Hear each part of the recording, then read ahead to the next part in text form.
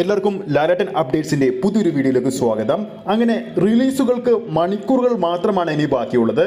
ലാലേട്ടൻ ആദ്യമായി സംവിധാനം ചെയ്തിരിക്കുന്ന ബറോസ് എന്ന 3D ചിത്രം നമ്മുടെ മുമ്പിലേക്ക് എത്തുകയാണ്. ബറോസിന്റെ അഡ്വാൻസ് ബുക്കിംഗ് എങ്ങനെയാണ് പോകുന്നത് നോക്കുമ്പോൾ എറണാകുളത്തെ ബുക്കിംഗ് റെഡ് അലേർട്ടിലേക്ക് പോകുന്ന കാഴ്ചയാണ് കാണാൻ സാധിക്കുന്നത്. ആ ഒരു അപ്ഡേറ്റിലേക്ക് പോകുന്നതിന് മുമ്പ് ഏറ്റവും പുതിയ ലാലേട്ടൻ അപ്ഡേറ്റ്സുകൾ ഉടൻ തന്നെ അറിയാൻ വേണ്ടി നമ്മുടെ ചാനൽ ഇപ്പോൾ തന്നെ ഒന്ന് സബ്സ്ക്രൈബ് ചെയ്ത് സപ്പോർട്ട് ചെയ്യുക.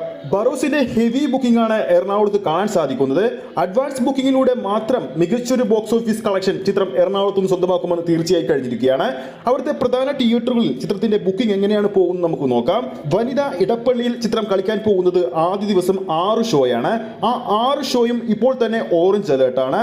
ഇനി സിനിപോൾസിലേക്ക് വരുമ്പോൾ 8 ഷോയിൽ 7 ഷോയും ഇപ്പോൾ തന്നെ ഓറഞ്ച് അലേർട്ടാണ്. ഇനി PVR ലുലു കൊച്ചിയിലേക്ക് പോകുമ്പോൾ ആദ്യ ദിവസം 10 ഷോയാണ് കളിക്കാൻ പോകുന്നത്. അതിൽ 9 ഷോയും ഇപ്പോൾ തന്നെ ഓൾമോസ്റ്റ് ഫില്ല് ഓറഞ്ച് അലേർട്ടാണ്. ഇനി ഷേണൈസിലേക്ക് വരുമ്പോൾ ആദ്യ ദിവസം 10 ഷോയാണ് ചിത്രം കളിക്കാൻ പോകുന്നത്. അതിൽ 7 ഷോയും ഇപ്പോൾ തന്നെ ഓറഞ്ച് അലേർട്ടാണ്.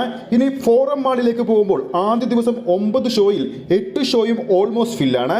ഇനി ന്യൂ സെൻട്രൽ ടാക്കീസ് തൃപ്പൂണിത്തുറയിലേക്ക് പോകുമ്പോൾ ചിത്രം കളിക്കുന്ന 5 ഷോയും ഓൾമോസ്റ്റ് ഫില്ലാണ്. ഇനി PVR ഒബ്രോ മാളിലേക്ക് നോക്കുമ്പോൾ 3 ഷോയിൽ 3 ഷോയും ഓൾമോസ്റ്റ് ഫില്ലാണ്. സെൻട്രൽ ടാക്കീസ് തൃപ്പൂണിത്തുറയിലേക്ക് പോകുമ്പോൾ ആദ്യ ദിവസം 3 ഷോയാണ് കളിക്കുന്നത്. അതിൽ 2 ഷോയും ഇപ്പോൾ തന്നെ ഓൾമോസ്റ്റ് ഫില്ലാണ്. പാൻ സിനിമാസിലേക്ക് പോകുമ്പോൾ 5 ഷോയാണ് ചിത്രം ആദ്യം കളിക്കുന്നത്. അതിൽ 4 ഷോയും ഇപ്പോൾ തന്നെ ഓൾമോസ്റ്റ് ഫില്ലാണ്. അങ്ങനെ ബറോസിന്റെ ആദ്യ ദിവസം എറണാകുളം റെഡ് അലർട്ടിലേക്ക് പോയിക്കൊണ്ടിരിക്കുകയാണ്. അപ്പോൾ ഈ വീഡിയോ കാണുന്ന പ്രേക്ഷകരുടെ നാട്ടിൽ ബറോസിന് തിരക്കുണ്ടോ ഇല്ലയോ എന്ന് താഴെ കമന്റ് ചെയ്യാവുന്നതാണ്. വീഡിയോ ഇഷ്ടപ്പെട്ടെങ്കിൽ വീഡിയോ ലൈക്ക് ചെയ്യാനും ചാനൽ സബ്സ്ക്രൈബ് ചെയ്യുന്ന കാര്യം കൂടി പരിഗണിക്കുക.